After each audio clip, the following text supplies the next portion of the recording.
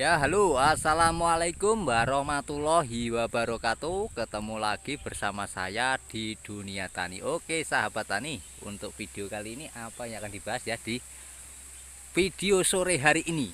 Oke, untuk video sore hari ini saya akan menginfokan ya. Menginfokan apa, Pak? Menginfokan di kelapa sawit yang rawan sekali dengan kebakaran di musim kemarau ini pasti akan terjadi. Oke, nah, sudah ada di ini ya, di perkebunan kelapa sawit ini di blok sebelah itu sudah kebakar loh teman-teman ya. Cuman saya tidak mau mendekat karena apa, ini sifatnya tidak publik ya, karena rawan itu. Oke, nah, untuk kelapa sawit yang sudah terbakar ini gimana Pak cara menanggulanginya setelahnya, nah, itu kan pertanyaannya itu ya. Jadi nanti kita akan apa ya, lihat bersama-sama di perkebunan kelapa sawit yang sudah notapinya kebakar ya, dan sudah dipadamkan apinya oleh ini apa oleh pemadamnya, sudah dimadamkan itu. Nanti kita akan bahas di situ dan ada buktinya di situ ya, itu di lain waktu yang akan datang. Oke, untuk saat ini apa sih dampaknya untuk kelapa sawit yang terbakar? Yang pertama kan pasti kerugian ya. Ya, pasti itu adalah kerugian. Bisa dilihat ini buahnya sangat luar biasa di lahan gambut. Nah, masih di lahan gambut ya. Jadi itu. Jadi pertama adalah kerugiannya sangat besar. Kerugian apa, Pak? Dari segi uh, kita membutuhkan biaya untuk pemadaman api, satu ya. Yang kedua, sudah tidak bisa dipanen lagi karena buahnya sudah kebakar kan. Itu kan sudah jelas kebakar ya kalau di lahan kebakaran, karena rawan sekali ini. Sedangkan di ini sore hari ini bisa dilihat ya, itu asap loh, ini asap, ini agak sedikit asap. Nah, ini saya pun memakai masker, cuman saya lepas dulu karena apa, membuat ini kontennya ini, jadi ngomongnya supaya bisa lancar itu loh. Oke, jadi tidak ada yang dibahas untuk hari sore ini, jadi hanya ngobrol santai tentang kebakaran ya. Dampaknya apa? Dampaknya ya pasti kerugian. Yang kedua, tidak bisa dipanen lagi itu kan kelapa sawitnya.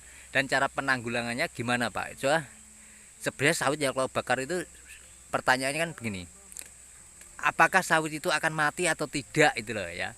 Nah, yang jawaban yang benar adalah tidak. Dengan satu syarat apa?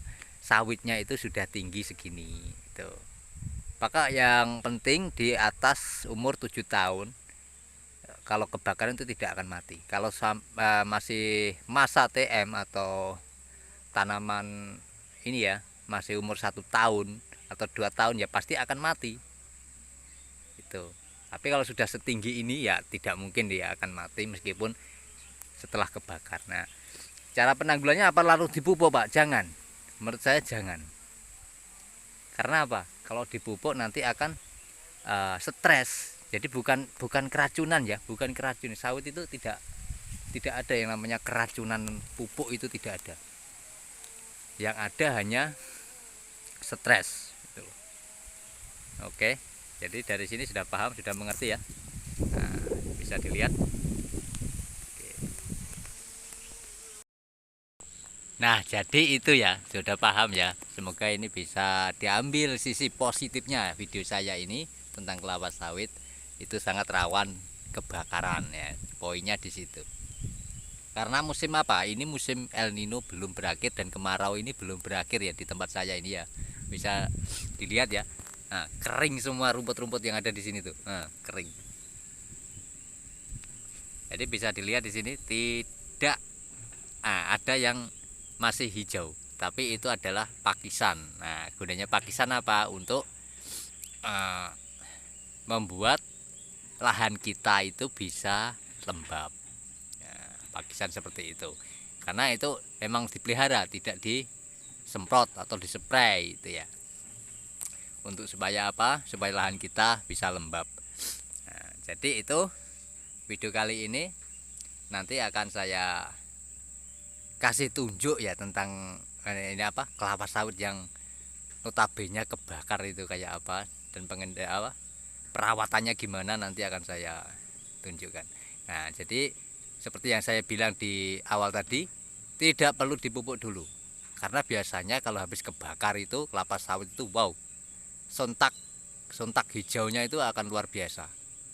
Nah, meskipun masa pemulihannya 6 bulan lagi untuk daun, untuk pelepahnya itu ya. Nah, jadi itu yang bisa saya bagikan pada teman-teman ya, video kelapa sawit. Dan untuk saat ini musim kebakaran, jadi harus hati-hati pesan saya ya, untuk pemanen kelapa sawit terutama.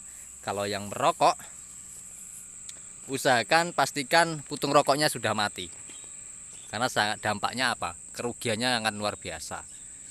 Bahkan di sini yang tempat saya bekerja ini ada 3 perusahaan yang sudah dicabut izinnya karena apa? Tidak memadamkan kebakaran apinya. Tuh.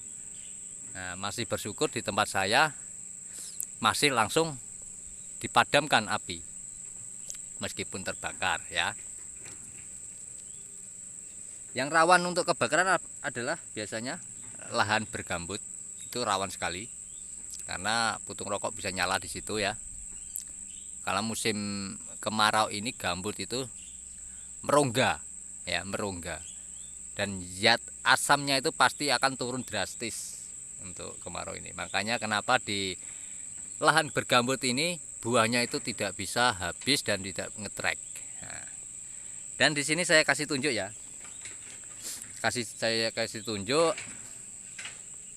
gejala kelapa sawit yang nantinya akan stres itu gimana dan kesalahannya ada di mana. Nah, di sini saya kasih tunjuk. Oke, nah ini dia. Boleh aku zoom ya. Nah, ini buahnya tinggal 1 aja, itu pun digantung. Nah, jadi pemanenannya itu 1, pelepah yang masih produktif itu dihabiskan, sedangkan yang bawah ini tidak dibuang. Yang tua ini, pelepah yang tua yang akan mengering itu tidak dibuang. Jadi di situ akan menimbulkan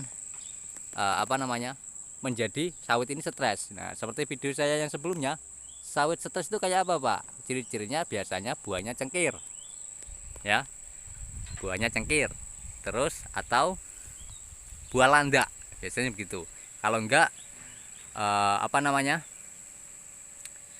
dia berbunga tapi tidak menjadi buah, melainkan bunga jantan. Oke. Dah, ini adalah kelapa sawitnya. Nah, sudah dibahas semua ya. Dari sawit stres, dari kebakaran, jadi dari El Nino kita sendiri sudah kita bahas dan mengantisipasinya supaya apa? Tidak terjadi kebakaran. Oke. Oke. Semoga ini bisa menginspirasi dan bisa menjadi